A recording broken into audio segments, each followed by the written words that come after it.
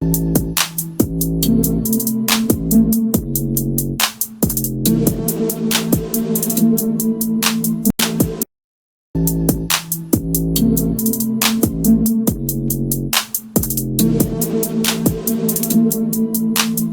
19th, 2024. A Friday afternoon in Houston, Texas. Merciana Struggs made a simple request that day. She asked for her car back. 15 minutes later, she was running for her life through an apartment complex while gunshots echoed off concrete walls. Neighbors dove for cover. A woman screamed, and Merciana kept running, even after the first bullet tore through her body. She almost made it. The neighbor tells me she did not know Merciana Struggs for very long, but she says she was beautiful and kind. She says the moment she heard gunshots, she feared for her friend's life. Bullet holes are found on Shawnee Drury's front door. It's right here. They're all of them are right here. In Harris County, 1 out of every 3 murders involves someone you once loved, someone you once trusted, someone who promised to protect you. Merciana became that statistic on a sweltering summer afternoon because she did something most people take for granted. She said no. Welcome to 24/7 True Crime Chronicles. This is where we tell the stories that need to be told. Real cases, real victims, real consequences. If you're new here, hit that subscribe button and turn on notifications, because every story we cover could save a life, including yours or someone you love. Okay, let's continue the story. 29 years old. That's all the time Merciana Struggs had on this earth. Born and raised in Harvey, Louisiana, Merciana, known to friends and family as Miri, spent her entire life putting others first. Her sister Kimani would later describe her as the family's rock, the person everyone called when life got hard, the one who showed up, no questions asked. By 2024, Merciana had an 8-year-old son who was her entire world. Single motherhood is no easy road, especially when you're trying to build something from nothing. But Merciana wasn't the type to make excuses. She was the type to make moves. Early that year, she made a decision that would change everything. She packed up her life in Louisiana and moved to Houston, seeking better opportunities, a fresh start, a safe place to raise her child, the kind of future she could be proud of. Houston represented hope. New job possibilities, better schools, a chance to leave the past behind and build something stable for her son. But fresh starts require money, and Merciana wasn't afraid of hard work. She explored every avenue available to provide for her child. That search led her to create content on subscription-based platforms. It was her business, run on her terms, with clear boundaries. She wasn't meeting clients in person. She was creating content, managing subscribers, and building an income stream that belonged to her alone. Friends described her as beautiful, yes, but that wasn't what defined her. What stuck with people was her laugh. Infectious. The kind that made you smile even when you didn't want to. Her loyalty was unwavering. She saved carefully, spent wisely, and dreamed of owning her own home someday. Merciana was active with her online business, maximizing every opportunity to secure her family's financial future.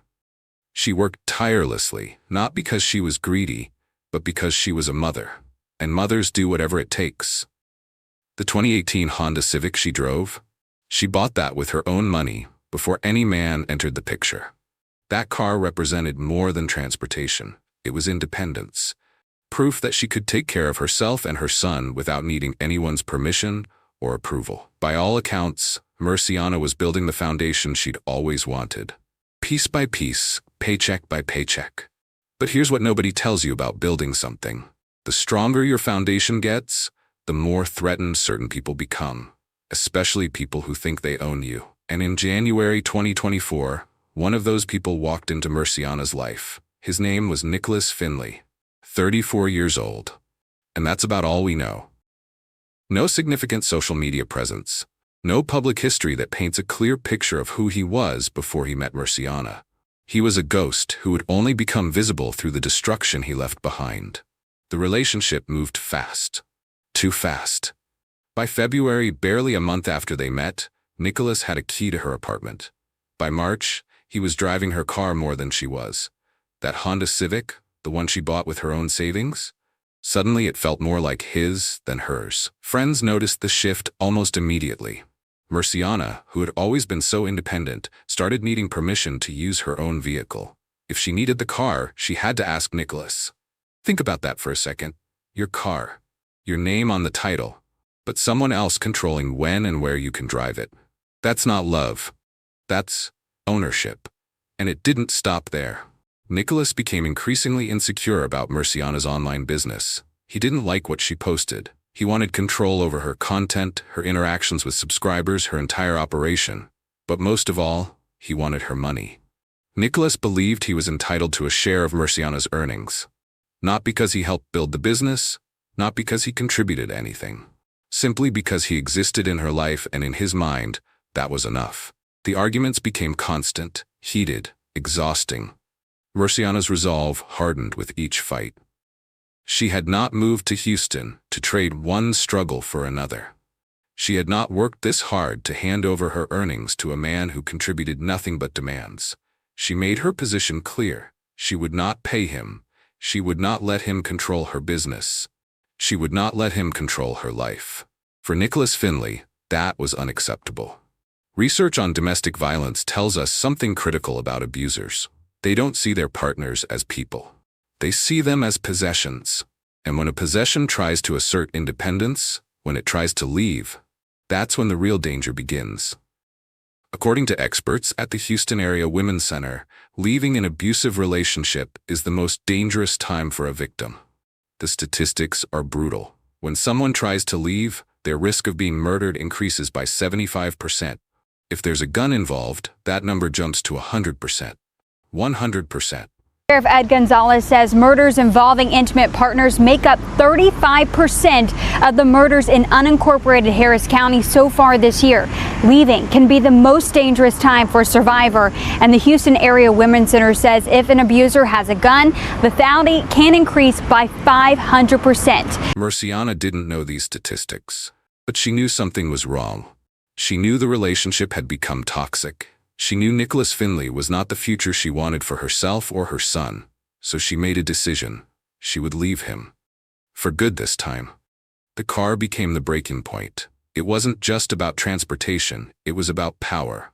As long as Nicholas had access to her vehicle, he had access to her. He could show up anywhere, follow her anywhere, control her movements. Taking back her car meant taking back her freedom.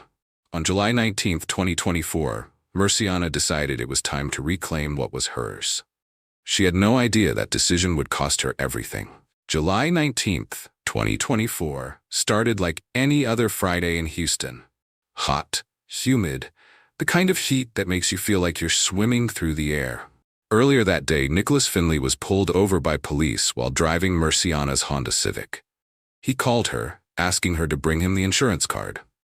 Merciana, accompanied by her neighbor's roommate, drove to the location where he'd been stopped, but when they arrived, Nicholas wasn't there. Frustrated but unsurprised, they returned to the park at Cumberland Apartments on Cypress Station Drive. And that's when they found him, sitting in Merciana's car, right there in the parking lot. This was it, the moment Merciana had been building toward. She stepped out of the vehicle she'd been riding in and walked toward Nicholas. She wasn't just retrieving a car, she was reclaiming her independence, asserting her right to control her own property, her own life. This was a line in the sand. For Nicholas Finley, it was a line he wouldn't allow her to cross. Merciana's neighbor, Shawnee Drury, would later describe what happened next to local news stations, her voice shaking, still processing the horror of what she'd witnessed. The confrontation began, voices raised, and then Nicholas drew a pistol and fired. The first shots hit Merciana, but they didn't stop her. Survival instinct kicked in. She ran through the apartment complex, desperate, searching for safety, for cover, for anyone who could help. Shawnee Drury watched in horror from her doorway. Where Merciana Struggs was shot and killed while trying to run from her boyfriend, Nicholas Finley. Drury recalls how it unfolded. His lady got pulled over, and he needed her to bring the insurance card. And so my roommate took her to go down there, and he wasn't there. So when they came back, he was sitting right here in her car, and she jumped out and had a confrontation with him, and he shot her a couple times. My boyfriend pushed me back in the house, and we just went in the bathroom, and I just had my hands over my head, and it was so loud. I thought he was coming in the house because he kept saying he was going to kill everybody in the house. He was going to kill us for helping her. Jury says Struggs fought to get away. She made it into my truck, I guess, and he shot her 4 or 5 more times over there, and then she managed to make it over here at that point, and he shot her like 8 more times. It was just so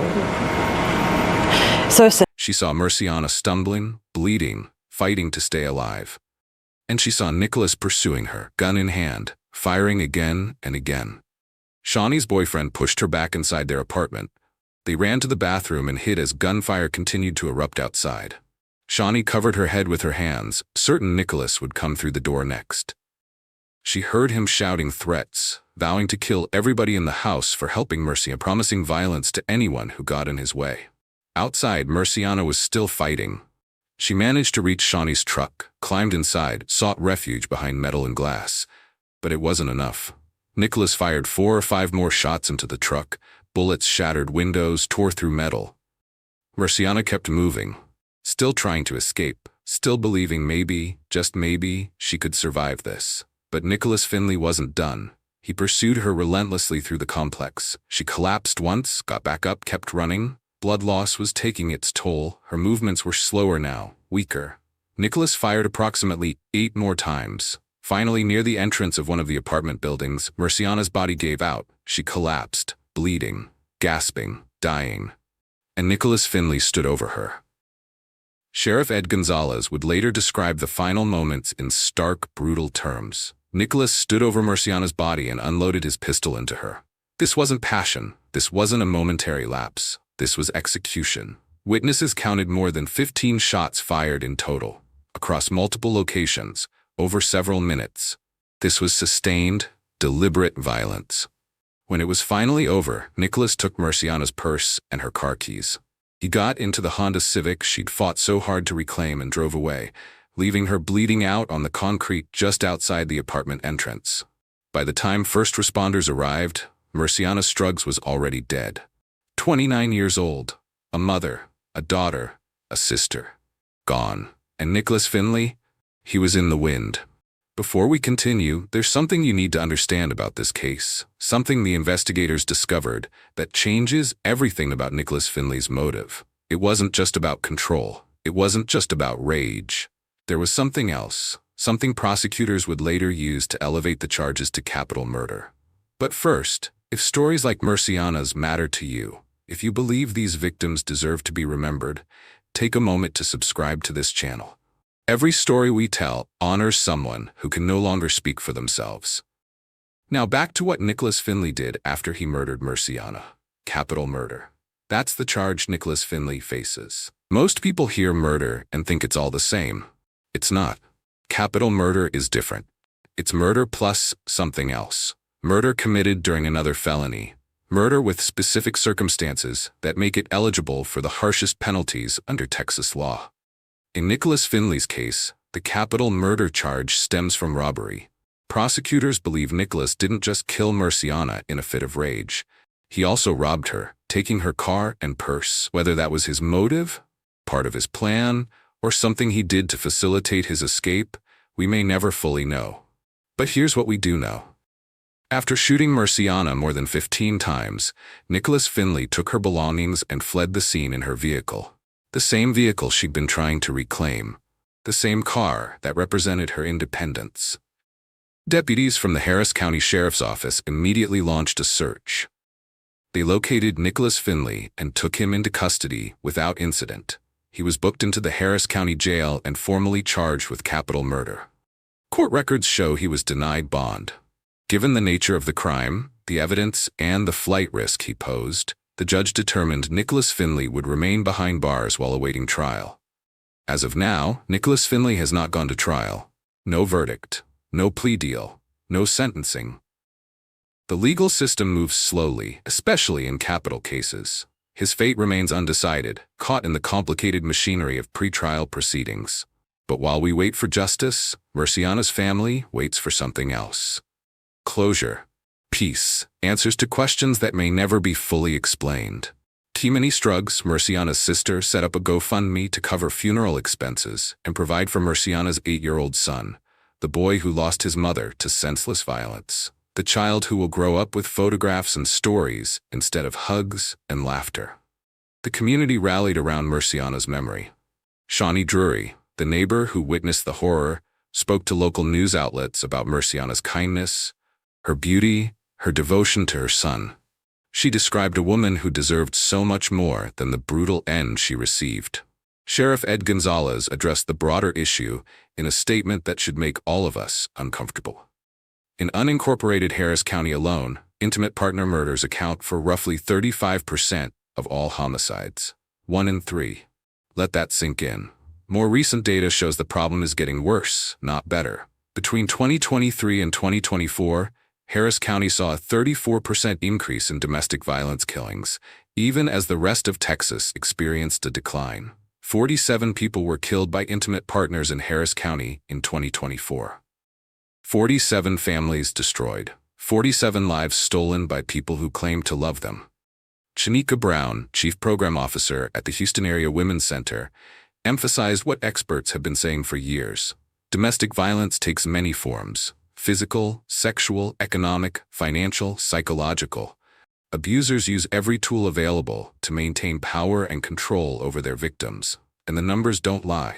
When firearms are present in an abusive relationship, the risk of death increases by 500%. Nicholas Finley was armed with a pistol. Merciana never stood a chance. The Houston Area Women's Center reported a significant increase in calls to their 24-hour hotline. Isolation, economic stress, and lack of resources all contribute to domestic violence incidents. Their core mission involves safety planning, helping victims develop strategies to protect themselves when they're ready to leave. Because leaving, as Merciana's case so tragically demonstrates, is the most dangerous time. 52% of intimate partner homicide victims in Texas had attempted to leave or were planning to leave their abusers. They were killed for trying to be free. Merciana's story is not unique. It's not even uncommon. It's a symptom of a larger epidemic that spans race, class, education, and geography. Anyone can become a victim. Anyone can find themselves trapped in a relationship that slowly, then suddenly, turns deadly. Here's what keeps me up at night about cases like this. The warning signs were there. Nicholas Finley's possessiveness, his demands for money, his control over her vehicle, his escalating anger, all of it pointed to an abuser who would not let go willingly. But Merciana did what we tell victims to do. She tried to leave. She reclaimed her independence. She stood up for herself, and it got her killed. That's the cruel reality of domestic violence. The right choice, the brave choice, can also be the most dangerous choice. And we, as a society, haven't figured out how to protect people during that vulnerable window when they're trying to break free. Texas has some of the most permissive gun laws in the nation. That's a political statement for some, a source of pride for others. But here's the data that can't be argued with.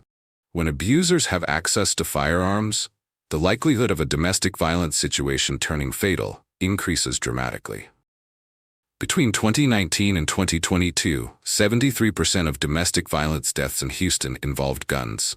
After permitless carry went into effect in Texas in September 2021, domestic violence gun murders increased by more than 60% in the following years. These aren't abstract numbers. These are mothers, daughters, sisters, friends, people like Merciana who were just trying to live their lives without fear.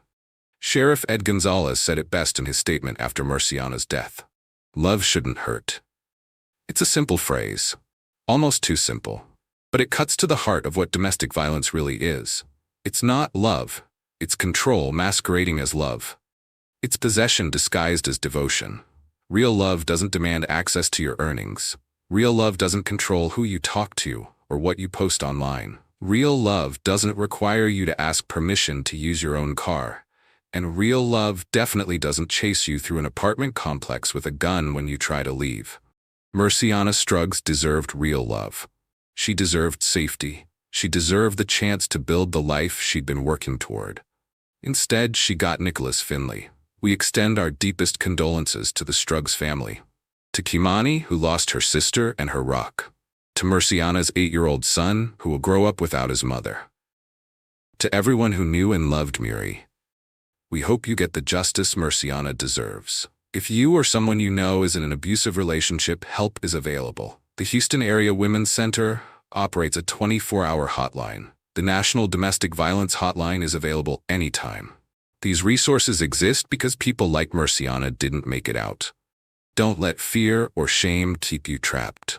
Leaving is dangerous, but staying can be deadly. If this story affected you, subscribe and share it. Not for the algorithm, not for views, but because someone in your life might need to hear it. Someone might recognize their own relationship in Merciana's story, and that recognition might save their life. We'll be back with another case, another victim who deserves to be remembered. Until then, stay safe, watch out for each other, and remember, love shouldn't hurt. Thank you for watching to the end. We'll see you in the next story.